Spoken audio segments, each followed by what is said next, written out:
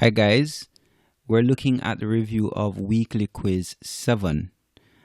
We start by saying, as usual, if we have no confidence in self, we're twice defeated in the race of life. But with confidence, we have won even before we have started. We start with language arts. Number 1. A word which shows ownership is a or an adjective, adverb, contraction, or a possessive noun, and that would be a possessive noun. Number 2, the shortened form of words are called contractions. It says, what is the underlined word or words? So, number 3, who's the man in the yellow hat? And that would be a contraction. And the contracted words would be who is to form whose. Number 4, it says, whose bag is this? And that would be a possessive noun. For number 5, it says we need to list the pronouns in the extract below. A girl gave a boy a handkerchief. Then she asked him to return it to her. The boy refused to return the handkerchief to her. The girl reported him to the principal. So the pronouns would be she, him, and it. We go to mathematics. For mathematics, it says solve the following using the rules for order of operations. Okay, for order of operations, we need to remember PEMDAS. Please excuse my dear Aunt Sally. We need to focus on parentheses or brackets, then exponents, multiplication, division, addition, and then subtraction. That's the order we need to go in. Just to use our workbook, let's go back to what it said. So, all operations must be performed from left to right. Do all work grouped in parentheses or brackets first, working from the innermost brackets first. If there are no brackets and there are multiplication and division signs, insert brackets around them and then calculate. Multiply and divide as indicated from left to right. Last, add and subtract as indicated from left to right. So let's take a look at the first one we have here. It says 10 minus 2 times 14 divided by 7. First, we have our multiplication sign. So we need to insert, going from left to right, we meet a multiplication sign first. So we can put our brackets there. So it would be 10 minus 2 times 14 divided by 7. Then we could say this is the same thing as 10 minus 2 times 14, giving us 28 divided by 7. So now that we have gotten rid of this multiplication sign, we can include 7 in our bracket. All right. So we can bracket over these numbers. So we have 10 minus 28 divided by 7. And that would give us 10, and 28 divided by 7 would be 4, because 4 sevens give us 28. So we have 10 minus 4 giving us 6. So our answer is 6. So we need to remember we're working from left to right, and we need to look at brackets, exponents, then multiplication, then division, and lastly addition and subtraction. So let's look at number 7 now. We have 3 minus 2 plus 8 multiplied by 19.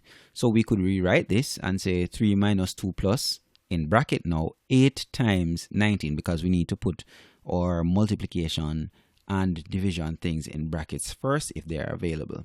So let's work out what's in the bracket. We have 8 by 19, or 19 times 8. Here we have set it out, 19 times 8. 8 times 9 giving us 72. We'll put down the 2 and carry 7. We'll say 8 times 1 is 8.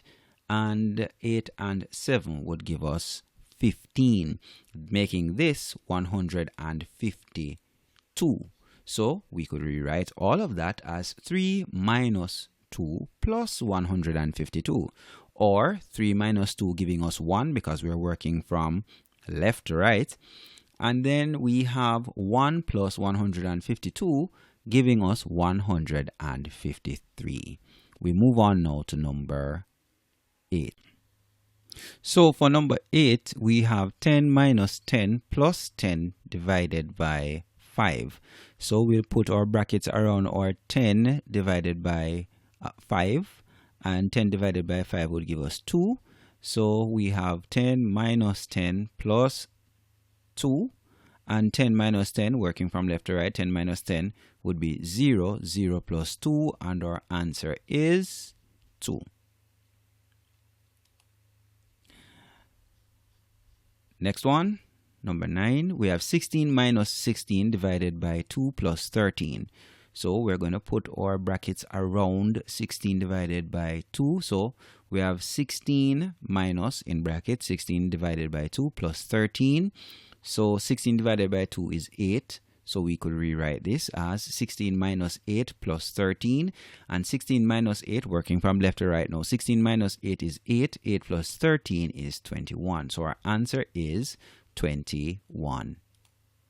So to review, number 6, our answer is 6. For number 7, our answer is 153. For number 8, our answer is 2. And for number 9, our answer is 21. It says use the answers for items 6 to 9 to answer number 10. What word can be formed from the second letter of the answer to number 6 and 7, the first answer of number 8, and the 7th letter of the answer to number 9? So here we have it. For number 6, our answer was 6. Number 7, our answer was 153. Number 8, our answer was 2. And number 9, 21. And it said that what is the second letter for 6 and 7, the first letter for number 8, and the 7th letter for number 9. And what word do we form? So we have I-N-T-O, into, and that would be our answer. So for number 10, our answer is into. Now we move on to our social studies. It says, what percentage of the Earth's surface is made up of water? Approximately 70%. Number 12, which is the largest ocean? And that would be the Pacific Ocean. Number 13, which ocean lies between the Americas and Africa? And that would be the Atlantic Ocean.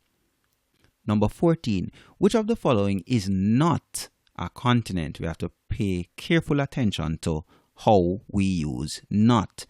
So Africa is a continent, Asia is a continent, Australia is a continent, but Austria is not a continent. So our answer for number 14 is Austria. Number 15, large unbroken areas of land are called continents. We move on to science.